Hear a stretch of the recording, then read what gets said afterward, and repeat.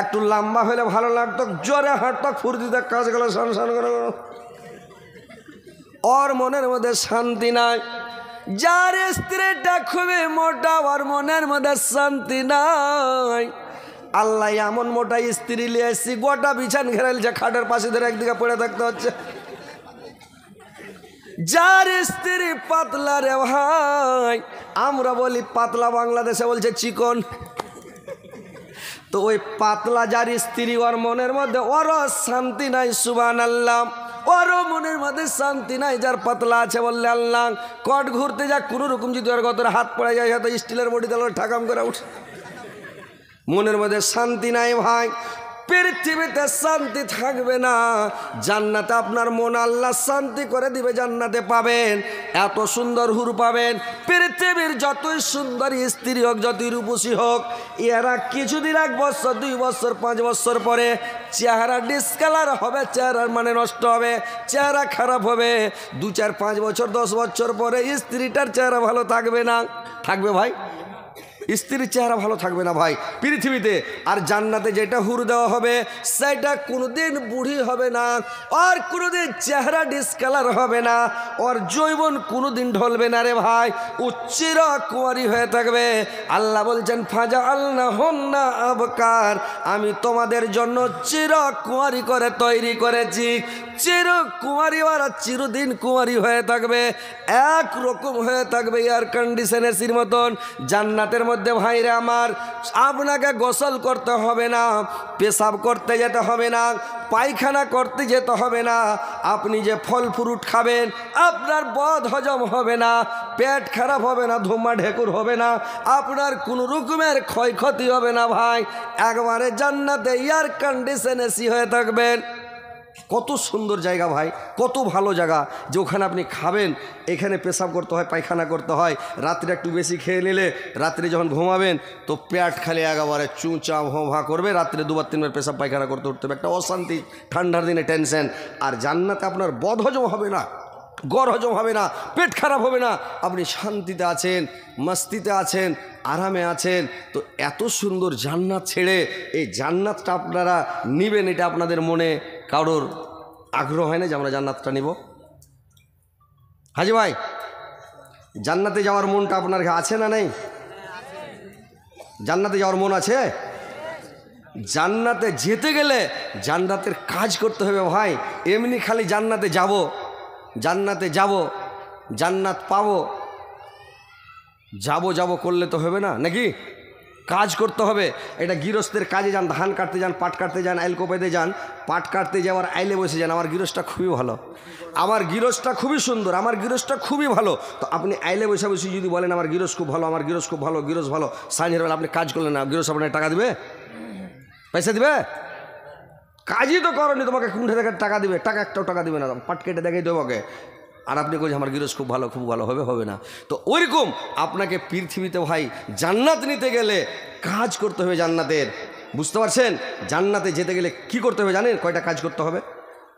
আল্লাহর নবী বলেছেন, তোমরা যদি জান্নাতে যাও, 1 নম্বরে তুমি মুখের হেফাজত করো। তুমি কারুর গুজব করবে না, গিল্লে করবে না, বদনাম করবে না, শেকায়ত করবে না, দুর্নাম করবে না। তুমি মুখটার হেফাজত করো, মুখটাকে তোমরা মুখটার হেফাজত করো। 2 নম্বর তোমরা করবে কিরে ভাই, যে লজ্জা স্থানের হেফাজত করবে, জেনাতে লিপ্ত হবে না। আল্লাহ বললেন তোমার জান্নাতের জামিন আমি হয়ে গেলাম, তোমার জান্নাতের জামিন আমি হয়ে গেলাম। তো এই 2টা জিনিসের হেফাজত করবেন ভাই। মুখ দিয়ে ফহুস কথা বলবেন না, গুজব করবেন না, লোকের বদনাম করবেন না, লোকের শেকায়ত করবেন না, লোকের দুর্নাম করবেন না। মুখের হেফাজত করেন, ঘরে বসে থাকেন, প্রয়োজন ছাড়া বাড়ির বাইরে যাবেন না, ঘরে বসে থাকেন। আর ঘরে বসে থাকবেন, আর ঘরে বসে পাপের কথা মনে করে কাঁদেন, আল্লাহকে স্মরণ করেন, ধ্যান করেন, আর পাপের ভয়ে কাঁদতে থাকেন। এমনি সারা পৃথিবীর পানি দিয়ে, আটলান্টিক মহাসাগর, ভারত মহাসাগর, আরো মহাসাগর, সারা পৃথিবীর সমুদ্রের পানি জাহান্নামে ঢাললে জাহান্নামের আগুন নিভাবে না। কিন্তু আল্লাহর ভয়ে যদি কাটা করেন যে জাহান্নামের ভয়ে কাঁদেন, কিয়ামতের মাঠের ভয়ে কাঁদেন, যে আল্লাহর সামনে কি জবাব দিব কিয়ামতের দিন, আল্লাহ যদি জবাব দিতে না পারি, আল্লাহ নেকির পাল্লা যদি আমার ভারী না হয়, জাহান্নামে যেতে হবে, জাহান্নামে এরকম আযাব, এরকম শাস্তি, এরকম কষ্ট আছে, এ বলে পাপকে স্মরণ করে যদি কাঁদেন, আপনার চোখ দিয়ে যদি 2 ফোঁটা জল বেরিয়ে যায় তো চোখের পানিতে জাহান্নামের আগুন নিমিয়ে যাবে ভাই। তো কথা হচ্ছে আপনি ঘরে বসে থাকেন, পাপকে স্মরণ করে কাঁদেন, আল্লাহর ইবাদত করেন, বান্দিগি করেন, যেখানে লোক 2-3টা থাকবে, 4টা লোক থাকবে, চকে লোক থাকবে, যেটা সেটা লোক থাকবে, মানে দোকানে লোক থাকবে, ওদের সামনে যে বসবেন না, আর লোকের গুজব গিল্লা করবেন না, লোকের বদনাম শিকায়ত করবেন না, লোককে কষ্ট দিবেন না, আঘাত দিবেন না রে ভাই, প্রতিবেশীকে আঘাত দিবেন না, যার নামাজ পড়েননি আল্লাহ চাইলে ক্ষমা করে দিবে, রোজা রাখতে পারে আল্লাহ ক্ষমা করে দিবে, আল্লাহর যেটা হক আল্লাহ ক্ষমা করে দিবে। একটা হচ্ছে হাকুকুল্লাহর, একটা হাকুকুল ইবাদ, যেটা আল্লাহর হক আল্লাহ ক্ষমা করে দিবে, আর যেটা বান্দার হক ওইটা আল্লাহ ক্ষমা করবে না, আর কিয়ামতের দিন পা ধরে পড়লেও ক্ষমা হবে না। লোকটাকে টাকা কোথায় পাবেন, টাকা দিয়ে মাপ নিবেন, দাবি ছুটাবেন, সেটাও হবে না, আপনাকে নেকি দিয়ে দিতে হবে, নেকি দিয়ে যখন নেকি শেষ হয়ে যাবে কোথায় পাবেন, লাস্টে ওই লোকটার গোনাগুলো আপনাকে নিতে হবে, আর গোনা নিয়ে লাস্টে জাহান্নামে চলে যেতে হবে রে ভাই। তো কথা হচ্ছে লোকের বদনাম শিকায়ত করবেন না, লোকের দুর্নাম করবেন না, লোককে কষ্ট দিবেন না, আঘাত দিবেন না, ব্যথা দিবেন না। আল্লাহর নবী বলেছেন যে কিয়ামতের মাঠে 3 প্রকার লোককে ক্ষমা করা হবে না। কিয়ামতের দিন 3 প্রকার লোককে ক্ষমা করা হবে না। 1 নাম্বার, যে আল্লাহর সঙ্গে শিরিক করবে ওকে ক্ষমা করা হবে না। 2 নাম্বার, ওই লোকটাকে ক্ষমা করা হবে না যে লোকটা মানে বান্দার হক মেরে খাবে, পরের জমি দাবিয়ে খাবে, পরের হক মারবে, পরের হক নষ্ট করবে। যারা পরের হক নষ্ট করে তাকে আল্লাহ কিয়ামতের দিন ক্ষমা করবেন না। 3 নম্বরে, ওই লোকটাকে ক্ষমা করা হবে না যে লোকটা কোনো বান্দা যদি কোনো বান্দাকে দুঃখ দিয়ে যায়, কোনো বান্দা যদি কোনো বান্দাকে আঘাত দেয়, অপমান করে, বেইজ্জত করে, কোনো বান্দাকে কষ্ট দেয়, কোনো বান্দাকে কষ্ট দিবেন না ভাই। হাতের দ্বারায় আঘাত দিবেন না, পায়ের দ্বারায় আঘাত দিবেন না, জবানের দ্বারায় আঘাত দিবেন না, কোনো কথার দ্বারাতে তাকে আঘাত দিবেন না, কোনো ভাইকে কষ্ট দিবেন না ভাই। বুঝতে পারছেন? মানুষকে আঘাত দিয়ে যাবেন না, মানুষকে কষ্ট দিয়ে অপমান বেইজ্জত করে পৃথিবী থেকে যাবেন না। যদি কষ্ট দেন, মানুষকে অপমান করেন, বেইজ্জত করেন, তাহলে কিন্তু ভাই আপনার ভবিষ্যৎ খারাপ, জান্নাতে যাওয়া ঝামেলা হয়ে যাবে, জান্নাতে যেতে পারবেন না। তাহলে আপনাকে কি করতে হবে, জান্নাত যেতে হলে, জান্নাত পেতে হলে জান্নাতের কাজ আপনাকে করতে হবে, জান্নাতের কাজ পৃথিবীতে করে যেতে হবে ভাই। যদি পৃথিবীতে জান্নাতের কাজ না করেন তাহলে জান্নাত যাবেন কি করে বলেন তো? জান্নাতে যেতে পারবেন? যেতে পারবেন না। তো ভাই জান্নাতটা আল্লাহ তৈরি করে রেখেছেন আপনাদের জন্য, আমাদের জন্য, উম্মতে মুহাম্মাদির জন্য, যে আল্লাহ জান্নাত তৈরি করেছেন। কত সুন্দর, কত ভালো, কত বড় জান্নাত। এই জান্নাতে যাবেন, জান্নাতে যাওয়ার পরে আনন্দ, ফুর্তি, মौज মস্তি, আনন্দ যত যা আছে সেইখানে আপনার সেখানে মস্তি করবেন। ওটা হচ্ছে লা মাহদুদ জিন্দেগি। ওখানে রাত নাই, দিন নাই, মাস নাই, বছর নাই, কাল নাই, কিছুই নাই। ওখানে হামেশা হামেশার জন্য লা মাহদুদ জিন্দেগি আপনাকে জান্নাতে থাকতে হবে। যে জাহান্নামে যাবে লা মাহদুদ জিন্দেগি জাহান্নামে থাকতে হবে, আর যে জান্নাতে যাবে লা মাহদুদ জিন্দেগি জান্নাতে থাকবে। ওখানে ভাই রাত লাগবে না। গরমকাল, শীতকাল, বর্ষাকাল, এগুলো হেমন্তকাল, গ্রীষ্মকাল, বসন্তকাল, এগুলো কাল আসবে না। ওখানে এরকম হয়ে থেকে যাবে। তো কথা হচ্ছে ভাই, ওই দুনিয়াটাকে বলে চিন্তা করেন, এই পৃথিবীটাকে বেশি ভালোবাসেন না।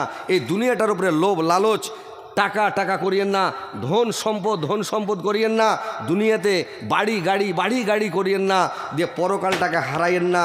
নমাজ নাই, রোজা নাই, হজ নাই, তসবিহ নাই, জিকির নাই, সব সময় খালি টাকা টাকা টাকা। কি করে টাকা হবে?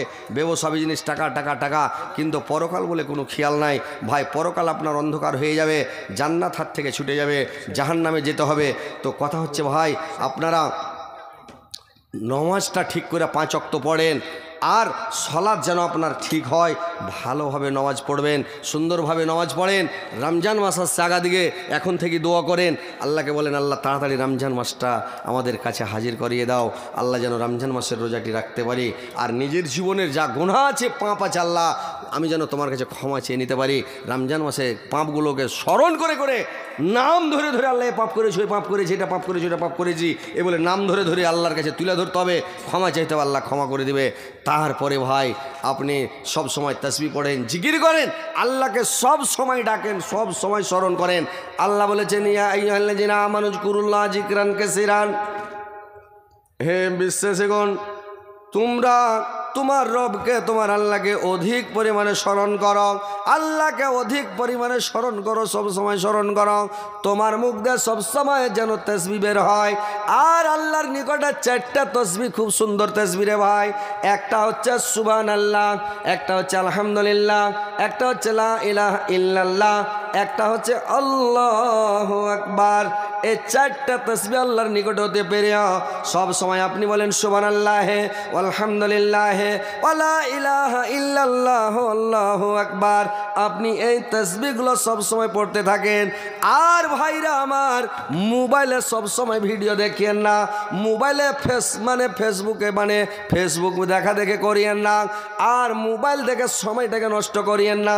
তাসবিহ জিকির করেন, আল্লাহ বিল্লাহ করেন, কোরআন তেলাওয়াত করেন। আপনি কোরআন পড়েন ভাইরে আমার, আপনি 3 প্রকার লোককে কবরে আযাব হবে না, 3 শ্রেণীর লোককে কবরে আযাব হবে না। যদি বারে কোটি কোটি কোটির কোটি কোটির কোটি বছর যদি কবরে পড়ে থাকে, কবরে আযাব হবে না। কাকে কাকে আযাব হবে না ভাই? 1 নম্বরে যে লোকটা পেটের ব্যথাতে মারা যাবে, ওই লোকটাকে কোনোদিন কবরে আযাব হবে না। যে লোকটা শুক্রবারের দিন মারা যাবে, শুক্রবারে মারা গেলে রে ভাই, ওই শুক্রবারের দিন মারা গেলে ওকে কবরে আযাব হবে না। কিন্তু আপনি কি জানেন আমার মতটা শুক্রবারে হবে না, বৃহস্পতিবারে হবে না, শনিবারে হবে? জানা নাই ভাই।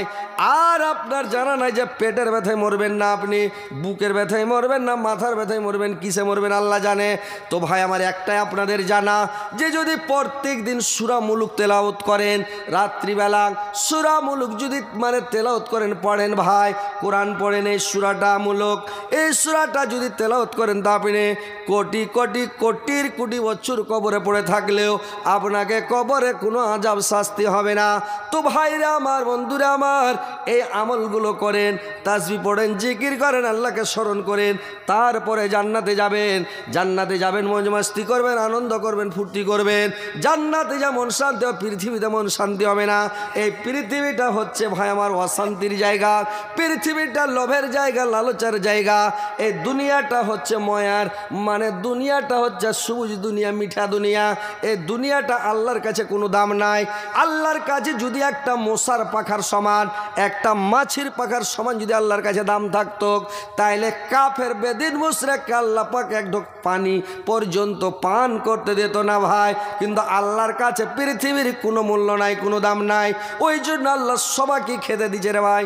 চুরি করলো খেতে দিবে, ডাকাতি করলো খেতে দিবে, লুচ্চামি করলো খেতে দিবে, বেঈমানি করলো খেতে দিবে, শয়তানি করলো খেতে দিবে, রাহাজানি করলো খেতে দিবে, যে করুক আল্লাহ ওকে রুজি দিবে।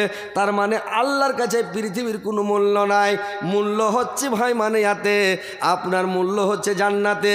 যদি সারা পৃথিবীটাকে আসমান থেকে জমিন পর্যন্ত, মাশরিক থেকে মাগরিব পর্যন্ত সারা পৃথিবীটা, তার মধ্যবর্তী স্থানে যত যা আছে, 7টা ভাগ আসমান 7টা ভাগ জমিনকে বিক্রি করে দিয়া যদি বলেন জান্নাতে একটা ডিহি কিনবো, একটা জায়গা কিনবো, তো একটা ডিম রাখার সমান জায়গা কিনতে পারবেন না ভাই। জান্নাতের এত দাম, এত দাম, এত দাম, পৃথিবী বিক্রি করা একটু জায়গা কিনতে পারবেন না। আর আল্লাহ আপনাকে জান্নাতটা যে দিবে, যত দূর নজর যাবে অত বড় জান্নাত আল্লাহ পাক আপনাকে দিবে। তো ভাই আল্লাহর কাজ আপনাকে করে যেতে হবে, আল্লাহকে খুশি করতে হবে, সন্তুষ্ট করতে হবে রে ভাই। আল্লাহকে যদি খুশি করেন, সন্তুষ্ট করেন, তো আল্লাহ খুশি হয়ে গেলে আপনাকে জান্নাত দিবে, যত দূর নজর যাবে অত বড়। আর আপনি যদি আল্লাহকে খুশি না করেন, তাহলে আপনাকে কি করতে হবে? কিয়ামতের দিন যখন নেকি বদি ওজন হবে রে ভাই দাঁড়ি পাল্লাতে, তো ওজন যখন করা হবে, পাল্লাতে চড়া হবে, তো পাল্লাতে চড়ার পরে যদি আপনার নেকির পাল্লা ভারী হয়ে যায়, জান্নাতে চলে গেলেন। গুনার পাল্লা যদি ভারী হয়ে যায়, জাহান্নামে ঠেলে দিবে, জাহান্নামে চলে যেতে হবে। আর যদি নেকি বদি সমান হয়ে যায়, একবারে কাঁটা কাঁটা কারেট হয়ে যায়, কাঁটা কাঁটা একবারে সমান হয়ে যায়, ওই লোকটাকে নিয়ে যাবে জান্নাত আর জাহান্নামের মধ্যে একটা জায়গা আছে আরাফ, ওই আরাফের মধ্যে ওকে রেখে দিবে রে ভাই। জান্নাতের সুখ শান্তিও পাবে না আর জাহান্নামের শাস্তিও পাবে না, ওইখানেও পড়ে থাকবে খেপা। বুঝতে পারছেন তো? চেষ্টা করেন সব সময় যেন আমার নেকির পাল্লা ভারী হয়। খারাপ কাজে যাবেন না, খারাপ কথা বলবেন না, সব সময় ভয় করবেন যদি আমি খারাপ কথা বলি আমার ঘাড়ে দুটো ফেরেশতা আছে, আমার দুটো ফেরেশতা আছে কিরামান কাতেবেন, কম্পিউটার নিয়ে বসে আছে রে ভাই, যে দুটা ফেরেশতা রেকর্ডিং করছে। ইজিয়া তালাক্কাল মুতালাক্কিন আনিল ইয়ামিনি ওয়া আনিস শিমালি কায়েদ মা ইয়ালফাজু মিন কাওলিন ইল্লা লাদাইহি রাকিবুন আতীদ। এই দুইটা ফেরেশতা আপনার কম্পিউটার নিয়ে বসে আছে, সবগুলো কথা আপনার রেকর্ডিং হচ্ছে। কিয়ামতের দিন সব বাস্ট হয়ে যাবে, সব কথা কিয়ামতের দিন বলে দেবে, আপনার বিপক্ষে সবাই গাওয়া দিতে লাগবে। যখন মানুষকে জাহান্নামে দেওয়া হবে, ডাইরেক্ট জাহান্নামে পাঠানো হবে না ভাই, এইবার তাকে অপমান করে, বেজ্জতি করে, লজ্জিত করে, অপমান করে তাকে জান্নাতে পাঠানো হবে। লোকটাকে যখন জাহান্নামের দিকে নিয়ে যাওয়া হবে, তো নিয়ে যাওয়ার সময় লোকটাকে যখন জাহান্নামের দিকে নিয়ে যাবে, লোকটা বলবে আল্লাহ আমার নিকটবর্তী সাক্ষী না হলে আমি এটা মানতে পারি না। আল্লাহ চট করে বলবে, তার মুখে মোহর মেরে দিবে, আর মুখে মোহর মেরে দিয়ে বলবে, তার মানে চোখকে জিজ্ঞাসা করবে, কানকে জিজ্ঞাসা করবে, হাতকে জিজ্ঞাসা করবে, পাকে জিজ্ঞাসা করবে, চামড়াগুলোকে জিজ্ঞাসা করবে, বডিকে জিজ্ঞাসা করবে। আর করার পরে তখন ওর জিভার মানে তালাটা খুলে দিয়া জিভাটাকে জিজ্ঞাসা করবে, বলো তো এইগুলো কথা হাতে পায়ে চেলাকে কানে মুখে যে বললো, এই কথাগুলো সত্য বললো না মিথ্যা কথা বললো? জিভাটা বলবে আল্লাহ যা কথা বলেছে সব সত্য বলেছে। আপনার লোঘেও আঙ্গুলেও কুনিতেও সারা শরীরে ওয়াল বডিতে কথা বলবে। সেই দিন মানুষ আফসোস করে নিজের হাতকে নিজেই কামড়াতে লাগবে, নিজের হাতকে নিজেই চাবাতে লাগবে রে ভাই।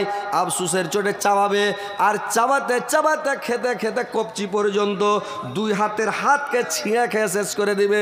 আল্লাহ কোরআনের মধ্যে বলছেন, ওয়া ইয়াউমা ইয়া'যুজ যালিমু আলা ইয়াদাইহি ইয়াকুলু আলাইতানি তাখাজতুম আর-রাসূলি সাবিল।